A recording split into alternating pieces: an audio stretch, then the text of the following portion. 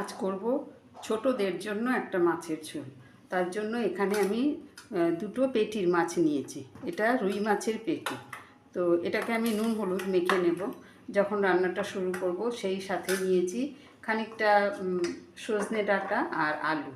তো প্রথমে মাছটাকে হালকা তেল দিয়ে অল্প তেল দিয়ে ভেজে নেব নুন হলুদ মেখে। অল্প নুন হলুদ মেখে অল্প তেল দিয়েছি, খুব অল্প দিয়ে আমি মাছটাকে একটু ভেজে নেব। মাছটাকে ভেজে তুলে নিয়েছি। খানিকটা কালো জিরে ফোড়ন দিলাম, দিয়ে আমি ডাঁটা সজনে ডাঁটা আর আলুটা দিয়ে দিলাম। দিলাম নুন, দিলাম হলুদ গুঁড়ো, ভালো করে দিলাম একটা টমেটো, দুটো কাঁচা লঙ্কা, হাফ চামচ জিরের গুঁড়ো আর একটু হলুদ গুঁড়ো দিয়ে ভেজে মাছটা দিয়ে দিলাম। সেই সাথে একটু জল। তৈরি হয়ে গেল বাচ্চাদের